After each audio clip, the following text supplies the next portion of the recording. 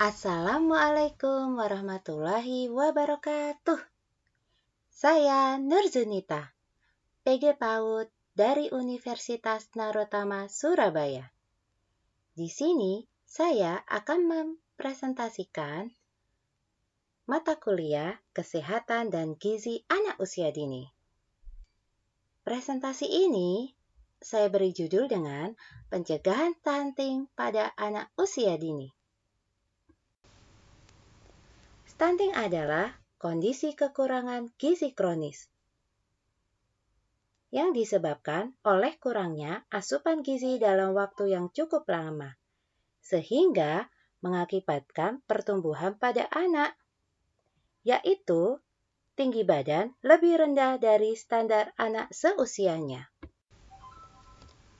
Kondisi ini diukur dengan panjang tinggi badan yang lebih dari minus 2 standar deviasi median standar pertumbuhan anak dari WHO.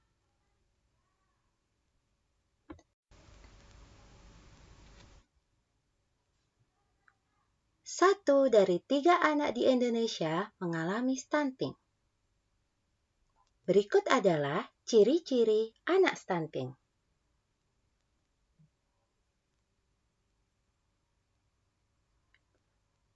Biasanya mereka memiliki tinggi badan di bawah standar pertumbuhan anak normal seusianya.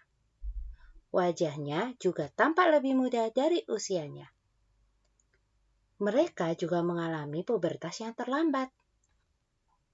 Lalu, pada usia 8-10 tahun, mereka tidak banyak melakukan eye contact dan cenderung pendiam. Bagaimana proses terjadinya stunting? Stunting bukan bawaan dari lahir, akan tetapi kita dapat mengetahuinya ketika anak tersebut memasuki usia 2-3 bulan.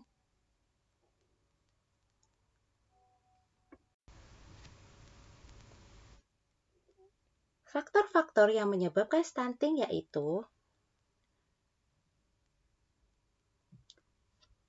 praktek pengasuhan yang kurang baik, kurangnya akses ke makanan bergizi, kurangnya akses ke air bersih dan sanitasi, terbatasnya layanan kesehatan termasuk layanan ANC, postnatal, dan pembelajaran dini yang berkualitas. Hubungan stunting dan perkembangan otak yaitu perkembangan pada otak yang sehat dan bergizi itu lebih baik dan lebih sehat, lebih besar dibandingkan pertumbuhan otak pada anak stunting. Strategi penanganan stunting ada 2. Yang pertama, intervensi ditujukan kepada anak dalam 1000 hari pertama kehidupan atau yang biasa disebut dengan 1000 HPK.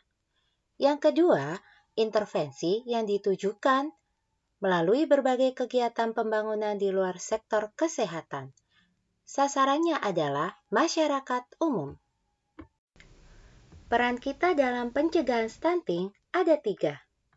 Yang pertama yaitu perencanaan, meliputi pemikiran, sosialisasi, dan penguatan berbagai upaya pencegahan dalam penanganan stunting. Kemudian, mendorong partisipasi masyarakat. Kemudian, mengoptimalkan sumber pendanaan.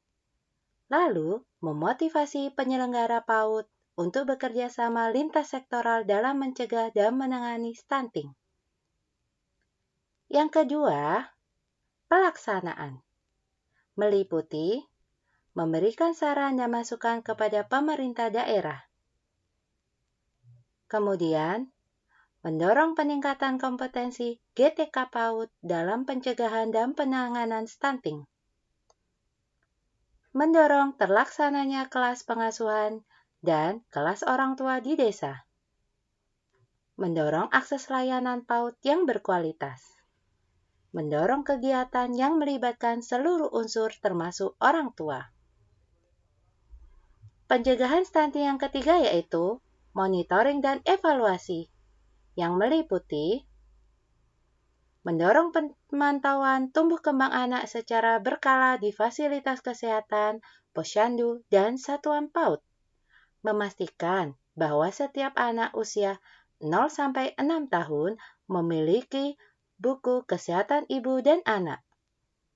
Memastikan bahwa anak yang terdeteksi stunting mendapat layanan kesehatan, gizi, pendidikan, dan pengasuhan yang berkualitas. Mendorong tersedianya air bersih dan sanitasi lingkungan yang memadai. Demikian presentasi dari saya. Terima kasih. Wassalamualaikum warahmatullahi wabarakatuh.